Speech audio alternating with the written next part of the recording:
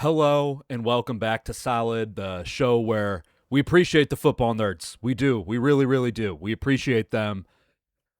But sometimes I want you to take the points. At the end of the day, we're all just concussion uncles out here living and breathing, and that's pretty much it with our mouths open. We're doing Smart Football Dumb. Thank you guys for joining me. My name is Jake. It is Thursday, August 13th. And we're going to keep it going with our little off-season preview, recap, whatever you want to call it. We're going through every division, going through every team, breaking down the good and the bad things that they did over the offseason. We're doing the good things for the AFC East today, and then next week we'll do the everything dumb that they did. We'll go through them. We're breaking it down the based on the standings from last year. So we're gonna do New England, then Buffalo, Miami, and the Jets. Right off the bat, I gotta tell you, I've been doing a lot of stuff this offseason, writing a lot about how just things that teams have done in the offseason, just that kind of stuff, football stuff in the offseason. That's what you do. And the AFC East, as far as like the good things that they did, just kind of what they've done in general, both good and bad, it's like not fun. There's just not a whole lot there. Like, there are some big things, and with the Patriots, we'll start off with it. They got A.J. Brown. That's huge. That's a huge thing. That's a massive thing, trading for A.J. Brown. For Drake May, that's goddamn crazy. They made it to the Super Bowl last year, and they did it without a good wide receiver core. Now they've got one of the best wide receivers in the NFL. That's a huge thing. It's just, I don't want to say that's it, but there's nothing really massive about it. Like when I was talking about the AFC West, however long ago that was, and talking about the Broncos and how their big move was getting Jalen Waddle, it's like that's really the only thing that the Broncos did this offseason. And I'm not, you guys understand what I mean. It's just like not a fun, it's like a fun division, but it's just not like a fun division. The two of the teams are rebuilding. Whatever. Let's do the Patriots. Pay AJ Brown his due diligence, his due respect, whatever it is. I will never say anything bad about AJ Brown. I know some Eagles fans will say bad things about AJ Brown. I'm not one of them. The man helped bring me some of the most joy that I've had in my entire life. He from 2022 to 2025. There was good and bad, but there's a shitload of good, man. He's awesome. A.J. Brown is the most dominant X receiver in the NFL right now, and I'm never going to say anything bad about him. And the Patriots got an awesome receiver. If he hits his ceiling, everybody knows that. If he hits his ceiling, he's a top 5, top 4 receiver. If he hits his floor, he's a top 15 receiver. The guy rocks. A.J. Brown rocks, and now the Patriots have a passing game that is actually going to, you're not just going to be looking at the passing game being like, Drake May can throw the ball. It's Drake May can throw the ball, and they've got some dogs. They've got some horses back there. They also got Romeo Doubs. I know some people like Romeo Doubs. They got him in free agency from the Packers. I'm not a big Romeo Doubs guy. I'm just not. I know some people are. He can do a lot of things on the field, but he's never going to make a bigger play than his helmet, because he's the one with the big old fat old, like the Guardian caps are big. We know the Guardian caps are big. And Romeo Doubs is like, he's wearing a fucking mascot head. It's huge. I'm not a big Romeo Doubs guy, but their wide receiver room is upgraded massively, because now it's A.J. Brown, Romeo Doubs, Kayshon Boutte, Mac Hollins, Pop Douglas. They have Kyle Williams. That doesn't really do anything for me, but those top three are pretty good. I think there was some talk about them maybe moving on from Kayshon Boutte, trying to trade him. I don't know if they're going to do that. I think that might be dumb. But they did not keep Stephon Diggs either. But regardless, big upgrade. Good for the Patriots. Great for them for this year. I think this is going to be a great thing down the line. We'll have to wait and see, because I don't know how long that's going to last. The other day, what did Drake May say in some interview? Somebody asked him about how to keep wide receivers happy. And he said winning. Essentially, he said winning is the way you do it. And I don't know what he's paying attention to. I know what he's not paying attention to, and that's AJ Brown, because winning did not keep him happy. Famously, AJ Brown won the Super Bowl and then was asked the next offseason, what now? And he's like, well, he had to like think about his answer. He's like, I want to be the best wide receiver. He's already won, and winning. He did like the whole Instagram thing, Instagram post with a big caption talking about like, I this turns out winning a championship didn't do it all for me. He wants to be the best. So Drake, bad answer, Drake. To keep A.J. Brown happy, you have to throw the ball to A.J. Brown a shitload. And if A.J. Brown is demanding the ball, it's because A.J. Brown fucking rocks, and he deserves to have the ball thrown to him that much, because he can make plays everywhere, anywhere, at any time. If you throw the ball to somebody else, he's going to take that as a personal slight. If you have a 2,000-yard rushing season, he wants to be the one to win. He wants to be the one to make the plays. It's not just winning, it's all of it. So weird. Staying positive. That was a negative. Negatives come next, and I'll probably end up repeating myself. Other thing that they did this offseason, they got Kevin Byard, the safety. His journey was in Tennessee for a long time. In 2023, they traded him to the Eagles at the trade deadline. That season was shit, and that's kind of it. It's weird with the AFC East is that there's a lot of like Eagles crossovers here, and some of these guys I'm able to put it past me and be like, okay, that was just a weird season, that was just a weird thing that happened, and then some of them I'm like, what the no, that guy sucks, because Kevin Byard as an Eagle sucked, but he's good. He's like that clearly was the anomaly of a season. Went from the Eagles, went in free agency, went to Chicago last year, led the NFL in interceptions with 7.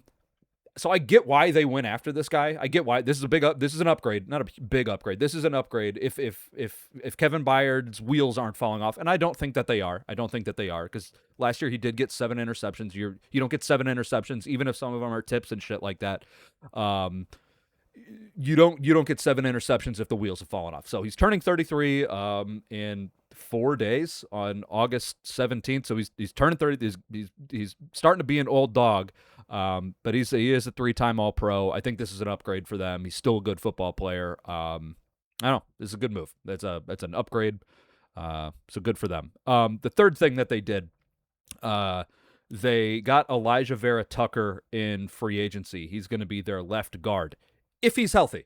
Again, trying to stay positive. If he's healthy, he's awesome. He's great football player. What we have seen from Elijah Vera Tucker has been truly awesome. The problem is that in 5 seasons, so he was the Jets' first-round pick. He's 14th overall in 2021. Played his entire rookie season.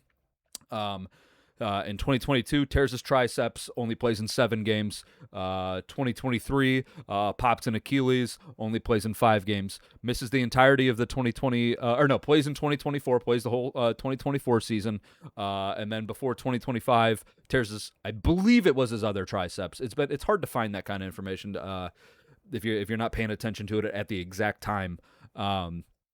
Tore his triceps and missed the entire 2025 season. So in 5 seasons that he's been a pro, he's played in 43 games. Let me do a calculator real quick and find out exactly what that is.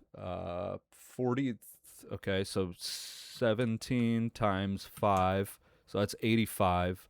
43 divided by 85. He's played in roughly half of the games that he's been a pro for, and that's not very good. Again, if he's there, he's going to be great. If he's not, it's going to be kind of a kick in the dick for him. But this is a team whose season, in reality, ended last year because of their offensive line's terrible play in the postseason.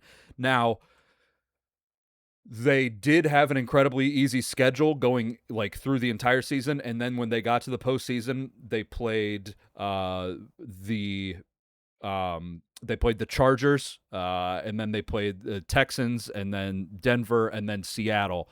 All three of those are top 10 defenses, and the final three that they played are all top 5 defenses. So it's not like it's not like they went from playing a whole bunch of nothing to playing the who's who. Also, something that's very funny to me that I will always remember: Drake May was sacked 21 times in the postseason, and that shatters that sets a record that will never be broken. Joe Burrow had the record for. I'm staying positive. I'll bring this up. I'll bring up the sack thing, but it's very funny to me. Anyway, they upgraded on their offensive line. That's my point. They upgraded on their offensive line, and that was a big problem for them. We'll see. We'll see. This is a good move. This is a good process. Hired pay a guy. He got paid 3 years, $42 million. Pay a guy who's good. I like that. So that's the Patriots. All right, going on to the Bills. Bills, big sweeping changes. Not big sweeping changes. They fired Sean McDermott, who had been their head coach since, what was it? Was it 2018 or was it 2017? These are things that I probably should have looked up before I hit record. He was since 2017. They got rid of him. The way that they did it, it was a bad process. It was a terrible. It might have been the worst process I've ever seen ever.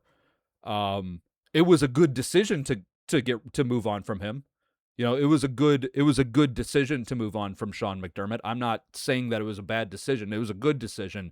Just the way that is it Terry Pagula, their owner, went about it was just fucking stupid. His whole thing was that like after the postseason game that they lost to Denver, he goes in the locker room and this is all stuff that he said, like willingly said. In their postseason press conference with Brandon Beane, because they also promoted Brandon Beane, which is very funny because he's also bad at his job. But he went into the locker room. He saw Josh Allen like crying or something like that, and he like went to try to talk to Josh, and then Josh clearly. You can take this from the context of what he was saying, but he's like, yeah, Josh didn't want to talk to me. He was emotional. It's like, I think Josh didn't want to talk to you. Probably doesn't like you. Also, he's emotional. And then he said, like, at that point, he knew that he had to fire Sean McDermott. So, good idea to get rid of him. The way just doing an emotional firing is very stupid. But the time was up for him. I think the time for Sean McDermott was up. The team was just underachieving. And also, he did the 9/11 speech. I'm not ever going to forget Sean McDermott's 9/11 speech. I can't remember what year this was, but at one point, the players, like, I can't even, it might have been like a couple years after it happened. It would make the most sense. But I guess at one of the team meetings, Sean McDermott told the Bills that they needed to act in unison or have the teamwork of the hijackers that hijacked the planes in 9/11 because they acted flawlessly, which objectively he's right. Objectively, he's right. You know, but there's other options. You go the other side. SEAL Team 6 got rid of Osama bin Laden. That's off the top of my head. Maybe that'll be a challenge for me. Is just think of other teams that weren't the hijackers from 9/11. So, good decision, Bills. Yeah. Anyway, they Joe Brady's going to be their new their new head coach. He's an offensive guy. He was their OC last year. They just kind of promoted him. Big thing though is that because Sean McDermott, I think that the offense is going to look largely the same. I don't think there's going to be any big changes or anything like that from a scheme standpoint, because it was already Joe Brady's offense. Maybe some decision makings will be different. I know there were players that went out and said that Sean McDermott, before the 13 seconds game, sorry to bring that up if you're a Bills guy or gal, during the 13 seconds game, the idea to kick the ball off to the Chiefs was Sean McDermott's idea. So bad decision making, bad bad guy. 9/11. Tough. Anyway, he's Sean McDermott is a defensive guy. Jim Leonard is the new defensive coordinator from him. He's coming to them from Denver. He was the assistant head coach and defensive passing game coordinator there. It's a good defense. If you're going to hire a defensive coordinator, get a guy with a good defense or coming from a good defense. But there's been a bunch of good news coming out of Bill's training camp about Jim Leonard. One thing I did notice though, and I trust a lot of the people that are reporting that kind of stuff, the good news. I don't think that there's any huge spin on it. But one thing that I did notice is that, and this was talking about this week for the preseason game. He had a big emphasis on tackling. This is a quote from him. He said, "Schematically, you're going to get guys in places and make plays, right? That's my job. But who can finish, right? Who can finish? Get guys on the ground. That was an Achilles heel here last year, right? So that's the number one thing we have to correct."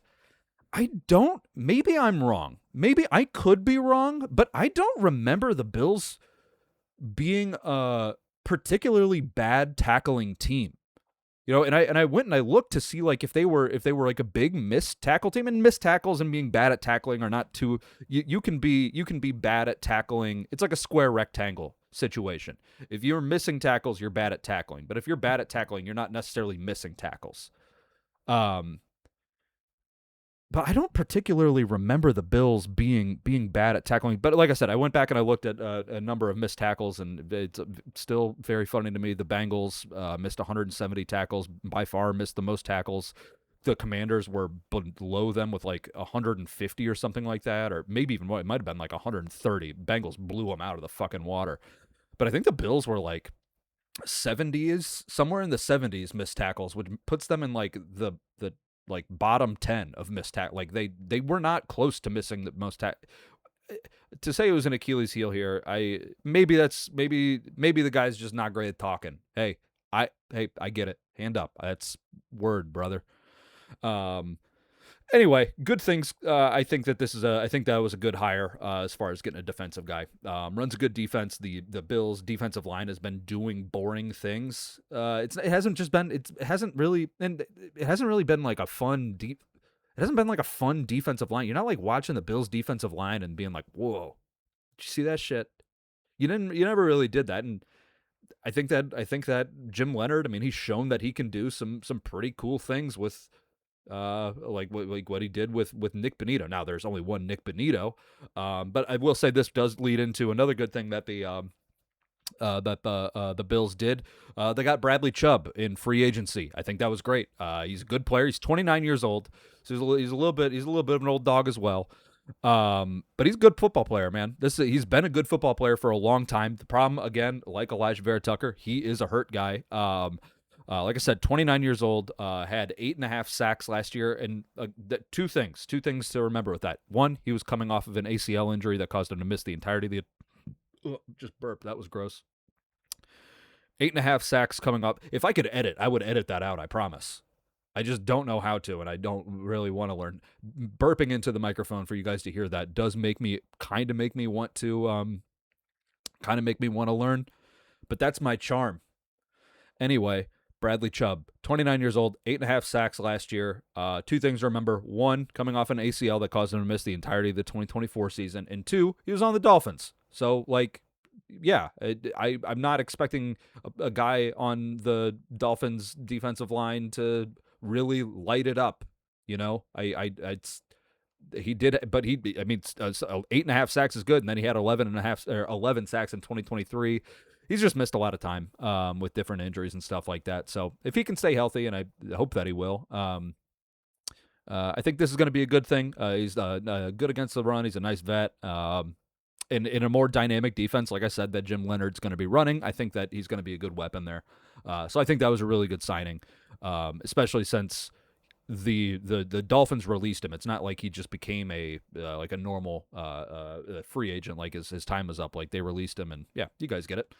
So that's good. I think that's good. The third thing that the Bills did that I think is good, they got DJ Moore, and I'm only looking at this from a positive standpoint, not from anything else. Okay, not the trade value that they did for him. Again, I will get to all that. The good things that the AFC East did this year.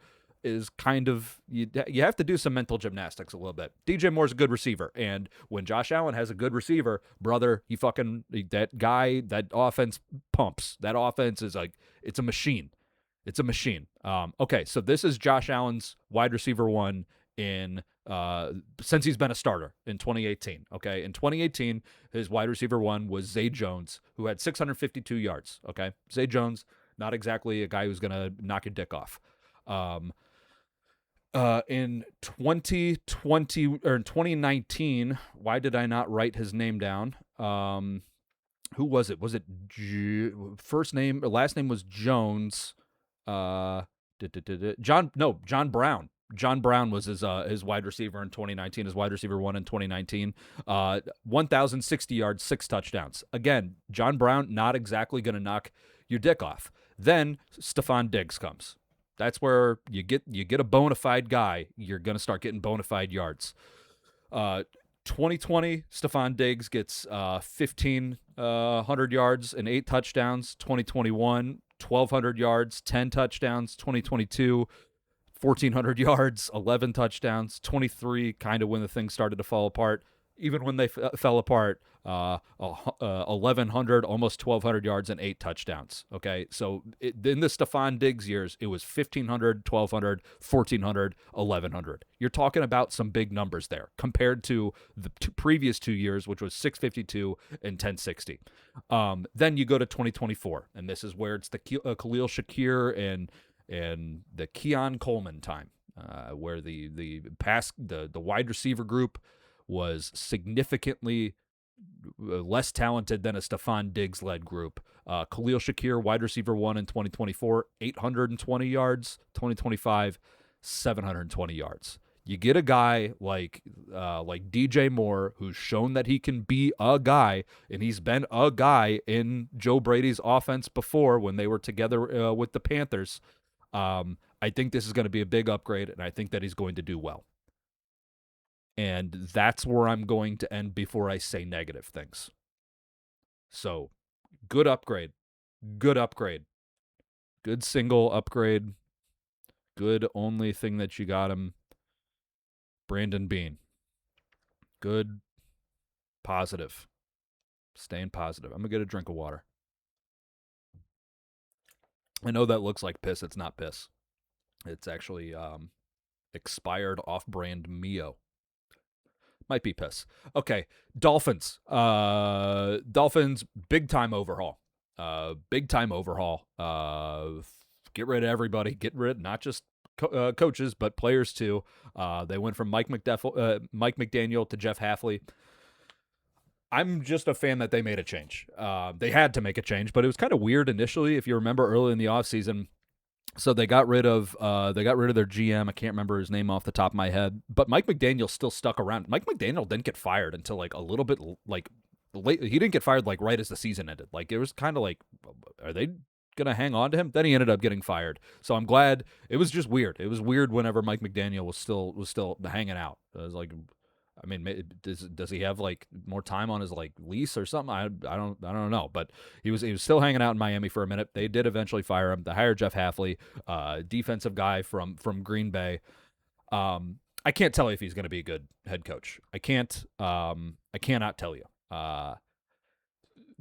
To be fair, like I said with the Kevin Byard thing and the connections to the Eagles, my mind was made up for Jeff Hafley in the first drive that he had as a defensive coordinator with Green Bay. So this is week 1 in 2024. Eagles and Packers are playing in Brazil. The Eagles are coming off of a season where they lost in 2023 in the playoffs to Todd Bowles, who just sent all kinds of just like 6 guys at Jalen Hurts every single play, and it really affected him. It made him, turned him into a pumpkin, and it was terrible, and it was a perfect ending to a shit season for the Eagles. So I'm going into this, and like I was texting some of my Packers friends, like, do you like Jeff Hafley? And like, I don't know about Jeff Hafley. At least it's not who was the guy before them? I can't remember, but their other defensive coordinator before him was famously also dog shit. So like, it's got to be better than this other cat. Gets to Jeff Hafley. I'm asking people what they think. Nobody knows. I'm like, all he needs. I'm gonna tell you, if this guy doesn't just blitz the shit out of Jalen Hurts and right off the bat, I think this guy's a ding dong. And I stay true to my laurels because Jeff Hafley did not blitz the shit out of Jalen Hurts in Week 1, and the Eagles ended up winning that game. And I was like, I think Jeff Hafley's a dipshit. And I still kind of, maybe I'm wrong, but I think he's a dipshit. You know, I think he's dipshit. And that's kind of where my mind is at. I'm down to be proven wrong. I'm down to change my mind. But at this point, I'm like, that guy didn't blitz Jalen Hurts. We know that worked against him 7 months ago, which, I mean, that's a regardless. It's like this guy's dipshit. So I'm kind of in Jeff Hafley's a dipshit. However, they did make a change. I think that's good. Second thing that they did that I think is good, they got rid of Tua. If you're going to hit the reset button is getting pressed. It doesn't matter how hard you press it, so you might as well smash the shit out of it. You might, if you're going to hit the reset button, you might as well Gallagher hammer that and just fucking turn it into dust. And that's what they did. They got rid of Tua, did the Broncos a solid whenever the Broncos got rid of Russell Wilson. What was his cap hit? It was like 92 million, 90 something million, like that. And that was a couple of years later. The Dolphins do him a favor and reset the biggest dead cap hit at $99.2 million towards their dead cap, which is fucking crazy. And then they took another one when they got rid of Bradley Chubb too. So I think, again, if you're going to make changes, if you're going to hit the reset button for your franchise, just fucking do it. Just do it. So that was good. Third good thing that they did, they signed Devon Achane early. I think that was a very smart thing to do. He's making $16 million a year, whereas just in the past week or two, Jonathan Taylor got an extension, making $22 million a year. Jahmyr Gibbs and Bijan Robinson are also making north of $22 million a year, and the Dolphins are paying Devon Achane $16 million on a 4-year contract. So that's why you sign guys early, because you don't have to. I don't understand. It's like not hard. It's like not hard. If you fucking pay your guys early, then they're gonna be cheaper. Like, why are you doing? Why would you not? Why the fuck wouldn't you? Like, it's crazy that the teams don't do that. So I thought that was very smart that they paid Devon Achane early. So Dolphins, they're 3 good things, all about resetting, and also they got a good running back. For the Jets, they traded a 6th round pick and got a starting quarterback. So yeah, one of the many rules that I have, one rule famously is fire guys before they get on thin ice. Another one is, if you can get a starting caliber quarterback for cheap, you better fucking do it. And that's why I think that it was smart that the Falcons got Tua. That's why it was smart when the Steelers got Russell Wilson. That's why it was smart when the Vikings got Kyler Murray. You get these cheap guys, you get a starting caliber quarterback. Like, it's a good. Those guys don't grow on trees. Now, the Russell Wilson thing didn't really work out, and I don't think the Tua thing's really going to work out. But it's a good idea. You get that. Why wouldn't you? So the Jets traded a 6th round pick to the Raiders and got Geno Smith, and they also got a 7th round pick back too. So they traded a 6th round pick and got a starting quarterback and a 7th round pick. And that's great, because this is not a team that should be spending any money, because again, they're also hitting the reset button. And Geno Smith he's a perfectly fine guy to develop an offense, to develop young playmakers. That is a perfect guy to do it. I think last year, when he was just the worst with the Raiders, I think that was an anomaly. But now he's going to be in charge of getting Omar Cooper Jr. and Kenyon Sadiq, and Mason Taylor didn't really do a whole lot last year, but he's got these young guys in this offense that he's really going to be able to help build. I think this was a great idea. He can't be worse than he was last year. He can't. That would be crazy. If he was worse than he was last year. Kind of spoiled. The second best thing that I think they did was their near perfect start to the draft. The second overall pick, they got David Bailey as defensive rookie of the year caliber guy. I think that he's going to win defensive rookie of the year. Right now, he's behind only Reuben Bain Jr. He's a plus 500 to win that award. I got something on my nose. I didn't do cocaine. I just got something tickling up there. I would pick it, but the camera's on, so I'm not gonna because I already burped. And if I picked it, that would be gross. And I'll just do it as soon as I turn it off. Then with the 16th overall pick, they got Kenyon Sadiq, tight end, sicko athlete. Awesome. Good. More weapons. With the 30th overall pick, I think they traded back up and got the 30th overall pick. Omar Cooper Jr., the wide receiver from Indiana, and he's going to be awesome opposite or playing with Garrett Wilson. They crushed the first round.